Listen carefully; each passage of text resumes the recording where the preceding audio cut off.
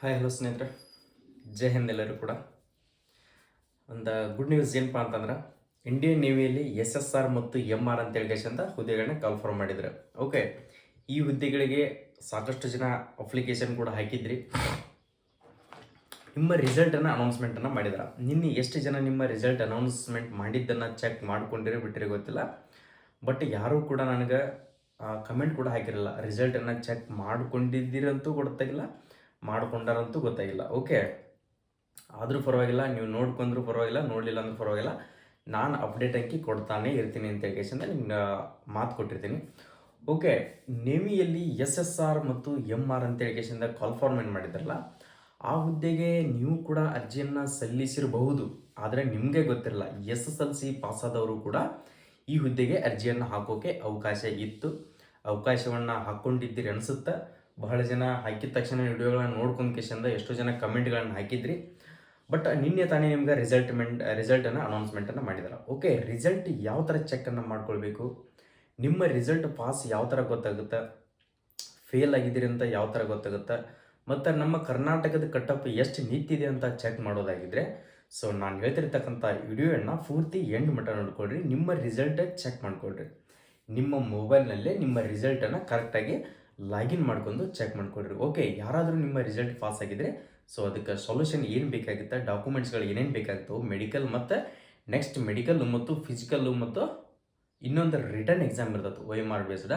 ಆ ಎಕ್ಸಾಮನ್ನು ಯಾವ ಥರ ಕಂಡಕ್ಟ್ ಮಾಡ್ತಾರಂತ ಕೂಡ ನಾನು ತಿಳಿಸ್ಕೊಡ್ತೀನಿ. ಓಕೆ, ಯಾರಾದರೂ ನೇಮಿಂಗ್ ಮತ್ತು SSR ಮತ್ತು MR ಇದರಲ್ಲಿ ಯಾವುದಾದ್ರೂ ಒಂದು ಹುದ್ದೆಯನ್ನು ಎಕ್ಸಾಮ್ ಬರೆದಿದ್ರೆ ಆನ್ಲೈನ್ ಮುಖಾಂತರ ಎಕ್ಸಾಮ್ ಇತ್ತು. ಇದು ಬೆಂಗಳೂರಲ್ಲಿ ಮತ್ತು ಬೆಳಗಾವಿಯಲ್ಲಿ ಇರ್ತಕ್ಕಂಥ ಎಕ್ಸಾಮ್. ಆಲ್ಮೋಸ್ಟ್ ಎಲ್ಲ ಬೆಂಗಳೂರಿಗೆಲ್ಲ ನಮ್ಮ ಕರ್ನಾಟಕದ ಜನರಿಂದ ಬೆಂಗಳೂರು ಬಂದಿತ್ತು. ಬೆಂಗಳೂರಿನಲ್ಲಿ ಹೋಗಿ ನೀವು ಎಕ್ಸಾಮನ್ನು ಬರೆದಿದ್ದೀರಿ ಅನಿಸುತ್ತಾ. ಎಕ್ಸಾಮ್ ಬರೆದಿರ್ತಕ್ಕಂಥವ್ರು ನೋಡ್ಕೊಡ್ರಿ. ನಿಮ್ಮ ರಿಸಲ್ಟನ್ನು ಯಾವ ಥರ ಚೆಕ್ ಮಾಡಬೇಕಪ್ಪ ಅಂದ್ರೆ ಜಾಯಿನ್ ಇಂಡಿಯನ್ ನೇವಿ ಅಂತ ಹೇಳಿ ಅಂತ ಗೂಗಲ್ನಲ್ಲಿ ಸರ್ಚ್ ಮಾಡ್ಕೊಡ್ರಿ. ಓಕೆ, ಲಿಂಕ್ ಕೂಡ ಸಿಗಲ್ಲ ಅಂದರೆ ನಾನು ಟೆಲಿಗ್ರಾಮಲ್ಲಿ ಲಿಂಕ್ ಹಾಕಿರ್ತೀನಿ. ಓಕೆ, ಮೊದಲು ನಾನು ಹೇಳ್ತಿರ್ತಕ್ಕಂಥ ವಿಡಿಯೋನ ಪೂರ್ತಿ ನೋಡ್ಕೊಡ್ರಿ, ಆಮೇಲೆ ಸರ್ಚ್ ಮಾಡೋಕೆ ಹೋಗ್ರಿ. ಅಂದರೆ ನಿಮ್ಗೆ ಅರ್ಧಂಬರ್ಧ ತಿಳ್ಕೊಂಕೇಶಂದ ಸರ್ಚ್ ಮಾಡಿದರೆ ಸೊ ರಿಸಲ್ಟ್ ಪಾಸೋ ಫೇಲೋ ಏನೂ ಕೂಡ ಗೊತ್ತಾಗಲ್ಲ. ಓಕೆ, ಜಾಯಿನ್ ಇಂಡಿಯನ್ ಆರ್ಮಿ ಅಂತ ಹೇಳಿ ನಾನು ಒಂದು ಲಿಂಕ್ ಕೊಟ್ಟಿರ್ತೀನಿ. ಆ ಲಿಂಕ್ ಮೇಲೆ ಕ್ಲಿಕ್ ಮಾಡಿದರೆ ಸೊ ನಿಮ್ಮ ಜಿಮೇಲ್, ನೀವು ರಿಜಿಸ್ಟ್ರೇಷನನ್ನು ಮಾಡಿದಂಥ ಅಪ್ಲಿಕೇಶನ್ ಹಾಕಿರ್ತಕ್ಕಂಥ ಜಿಮೇಲನ್ನು ಹಾಕಬೇಕಾಗುತ್ತೆ.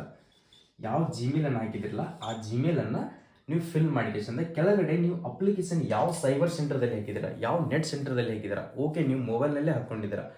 ಆ ಹಾಕಿರ್ತಕ್ಕಂಥ ಜಿಮೇಲ್ ID ಆ ಅಪ್ಲಿಕೇಶನ್ಗೆ ಪಾಸ್ವರ್ಡ್ ಅಂತ ಇರುತ್ತೆ. ಆ ಪಾಸ್ವರ್ಡ್ ಏನಿದೆಯಪ್ಪ ಅಂತಂದರೆ ಯಾವುದೇ ಒಂದು ನಿಮ್ಮ ನೇಮ್ ಅಂತ ತಿಳ್ಕೊರಿ. ಸಾಗರ್ ಅಂತ ತಿಳ್ಕೊರಿ. ಸಾಗರ್ ಅಂದರೆ S ಕ್ಯಾಪಿಟಲ್ ಇರ್ತೈತಿ, ಉಳಿದೆಲ್ಲ ಸ್ಮಾಲ್. ಸಾಗರ್ ನಿಮ್ಮ ಡೇಟ್ ಆಫ್ ಬರ್ತ್ ಆದರೂ ಇರ್ಬೋದು, ನಿಮ್ಮ @1 2 3 ಈ ಥರ ನಿಮ್ಮ ಪಾಸ್ವರ್ಡನ್ನು ಇಟ್ಟಿರ್ತಾರೆ. ಯಾವುದೇ ಸೈಬರ್ ಸೆಂಟರ್ ಇತ್ತು ಅಂತ ತಿಳ್ಕೊರಿ. ಆ ಸೈಬರ್ ಸೆಂಟರ್ ನೇಮನ್ನು ಇಟ್ಕೇಶಂದ ಅಂತ ಹೇಳ್ಕೇಶಂದ ಈ ಥರ ಪಾಸ್ವರ್ಡ್ಗಳನ್ನು ಇಟ್ಟಿರ್ತಾರೆ. ಪಾಸ್ವರ್ಡನ್ನು ಫಸ್ಟಿಗೆ ಯಾರು ಫಾರ್ಗೆಟ್ ಮಾಡೋಕ್ಕೆ ಹೋಗ್ಬೇಡ್ರಿ.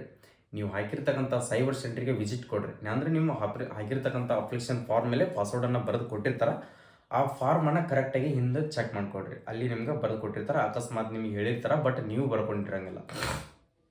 ಪಾಸ್ವರ್ಡೇ ಗೊತ್ತಿರಲಿಲ್ಲಪ್ಪ ಅಂದ್ರೆ ಆಮೇಲೆ ಫಾರ್ಗೆಟ್ ಮಾಡೋಕೆ ಟ್ರೈ ಮಾಡಿರಿ. ಅಡ್ವಾನ್ಸ್ ಆಗಿ ಫಾರ್ಗೆಟನ್ನು ಮಾಡ್ಕೊಳ್ಕೊಬೇಡ್ರಿ. ಈ ಥರ ಹಾಕಿದ ಮೇಲೆ ನಿಮ್ಮ ಜಿಮೇಲ್ ID ಮತ್ತು ಪಾಸ್ವರ್ಡನ್ನು ಹಾಕಿದ ಮೇಲೆ ಲಾಗಿನ್ ಆಗುತ್ತೆ. ಲಾಗಿನ್ ಆದಮೇಲೆ ಒಂದು ಪೇಜ್ ಓಪನ್ ಆಗುತ್ತೆ. ಏನಂತ ಬರ್ತಪ್ಪ ಅಂತಂದ್ರೆ ಇಲ್ಲಿ ನೀವು ತೊಗೊಂಡಿರ್ತಕ್ಕಂಥ ಮಾರ್ಕ್ಸ್ ಬರ್ತೈತಿ. ಎಷ್ಟು ನೀವು 35 ತೊಗೊಂಡ್ರಿ ಅಂತ ತಿಳ್ಕೊರಿ. 35 ಮಾರ್ಕ್ಸನ್ನು ತೊಗೊಂಡಿದ್ರಪ್ಪ ಅಂತಂದ್ರೆ ಇಲ್ಲಿ 35 ಅಂತ ಬರುತ್ತೆ. ನೆಕ್ಸ್ಟ್ ನಮ್ಮ ಸ್ಟೇಟಿಗೆ ಎಷ್ಟು ಕಟ್ಟಪ್ ನಿಂತಿದೆ, ನಮ್ಮ ಸ್ಟೇಟಿಗೆ ನೋಡ್ಕೊಡ್ರಿ 25 ನಿಂತದ ಅಂತ ತಿಳ್ಕೊರಿ. 25ಗೆ ನಿಂತಿರಾಗಿಲ್ಲ ಅನ್ಸುತ್ತೆ ಕರ್ನಾಟಕ. ಸೊ ನಾನು ನಿನ್ನೆ ನಿಮ್ಗೆ ಚೆಕ್ ಮಾಡ್ಕೊಳ್ಬೇಕು ಅಂದ್ಕೊಂಡಿದ್ದೆ, ಯಾರನ್ನಾರು ಕಾಂಟ್ಯಾಕ್ಟ್ ಮಾಡ್ಕೊಂಡು. ಬಟ್ ನನಗೆ ಟೈಮ್ ಸಿಕ್ಕಿರೋಕ್ಕಾಗಿರಲಿಲ್ಲ. ಅದಕ್ಕೋಸ್ಕರ ಅದ್ರ ಬಗ್ಗೆ ನಾನು ಜಾಸ್ತಿ ಏನೋ ಗಮನ ಕೊಡಲಿಲ್ಲ.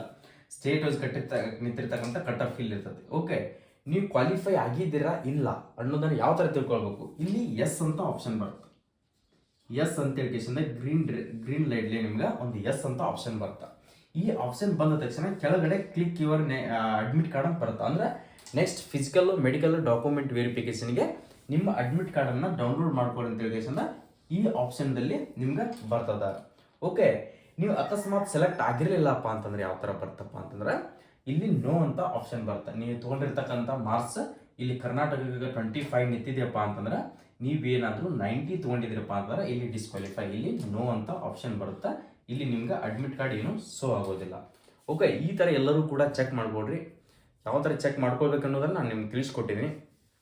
ಸೊ ಚೆಕ್ ಮಾಡ್ಕೊಳ್ರಿ. ನೀವು ಯಾರಾದರೂ ಸೆಲೆಕ್ಟ್ ಆಗಿದ್ದರೆ, ಎಸ್ ಅಂತ ಬಂದಿದ್ದರೆ ಕಮೆಂಟ್ ಸೆಕ್ಷನ್ದಲ್ಲಿ ಪ್ಲೀಸ್ ನನ್ನ ರಿಕ್ವೆಸ್ಟ್ ಏನಪ್ಪ ಅಂದ್ರೆ, ಯಾವುದೇ ಡಿಸ್ಟಿಕ್ನವರಾಗಿರಿ ಪರವಾಗಿಲ್ಲ, ಎಸ್ ಅಂತ ನಾನು ಸೆಲೆಕ್ಟ್ ಆಗಿದ್ದೀನಿ SSR MR ಅಂತ ಹೇಳಿಕೆಸಿಂದ yes I am selected SSR ಅಂತ ಇದ್ದರೆ SSR ಅಂತ ಹಾಕ್ರಿ, ಇಲ್ಲ MR ಇದ್ದರೆ MR ಅಂತ ಕಮೆಂಟನ್ನು ಹಾಕ್ರಿ.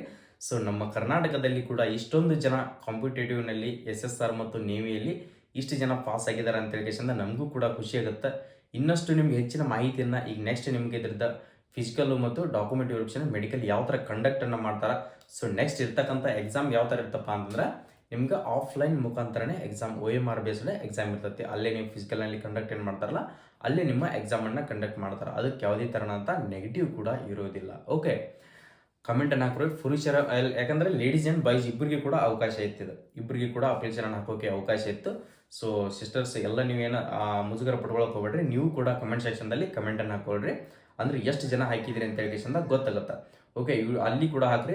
ನಿಮ್ಗೆ ಏನೋ ಡೌಟ್ಸ್ಗಳಿದ್ರೆ ಇನ್ಸ್ಟಾಗ್ರಾಮ್ ಐಡಿಯಲ್ಲಿ HJ ಪ್ಯಾರಾಮಿಲಿಟರಿ ಅಂತ ಹೇಳಿಕೆಸಿಂದ ಕೆಳಗಡೆ ಡಿಸ್ಕ್ರಿಪ್ಷನ್ ಬಾಕ್ಸಲ್ಲಿ ನಿಮ್ಗೆ ಇನ್ಸ್ಟಾಗ್ರಾಮ್ ID ಕೊಟ್ಟಿರ್ತೀನಿ.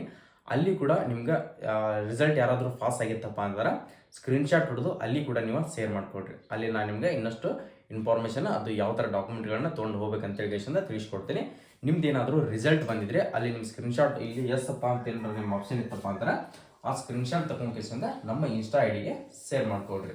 ಅಲ್ಲಿ ನಿಮ್ಗೆ ಇನ್ನಷ್ಟು ಸಾಕಷ್ಟು ಇನ್ಫಾರ್ಮೇಷನ್ಗಳನ್ನ ನಾನು ತಿಳಿಸ್ತಾನೆ ಇರ್ತೀನಿ. ಓಕೆ, ಈ ಲಿಂಕ್ ಬೇಕಾಗಿದ್ದರೆ ಸೊ ಈ ಲಿಂಕನ್ನು ಕ್ಲಿಕ್ ಮಾಡ್ಕೊಂಡು ನೀವು ಡೈರೆಕ್ಟಾಗಿ ರಿಸಲ್ಟ್ ಚೆಕ್ ಮಾಡ್ಕೊಳ್ಬೇಕು ಅಂದ್ಕೊಂಡಿದ್ರೆ ಸೊ ನಾವು ಕೆಳಗಡೆ ಕೊಟ್ಟಿರ್ತಕ್ಕಂಥ ಡಿಸ್ಕ್ರಿಪ್ಷನ್ ಬಾಕ್ಸಲ್ಲಿ ಅಲ್ಲಿ ನಿಮ್ಗೆ ಟೆಲಿಗ್ರಾಮ್ ಲಿಂಕನ್ನು ಕೊಟ್ಟಿರ್ತೀನಿ.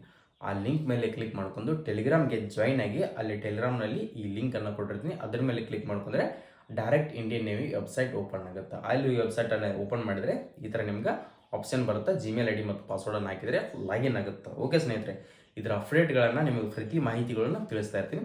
ಸೊ ಯಾರಾದರೂ ನಮ್ಮ ವಿಡಿಯೋಗಳನ್ನ ಹೊಸದಾಗಿ ನೋಡ್ತಾ ಇದ್ರೆ, ಸೊ ನೀವು SSC GD ಇಂಥವೆಲ್ಲ MTS CHL CGL ಇವೆಲ್ಲ ಟ್ರೈ ಮಾಡ್ತಾ ಇದ್ರೆ SSC GD ಕೂಡ 27ಗೆ ನೋಟಿಫಿಕೇಶನ್ ಆಗೋದಿದೆ. ಆ ಮಾಹಿತಿಗಳು ಏನಾದರೂ ನಿಮ್ಗೆ ಅಪ್ಡೇಟ್ಗಳು ಬೇಕಾಗಿದ್ದರೆ ಸೊ ಅಚ್ಚುಕಟ್ಟಾಗಿ ಕನ್ನಡದಾಗ ಮಾಹಿತಿಗಳನ್ನು ಇವೆಲ್ಲ ಅಪ್ಡೇಟ್ಗಳನ್ನ ನೋಡ್ಕೊಳ್ತಿರ್ಬೋದು.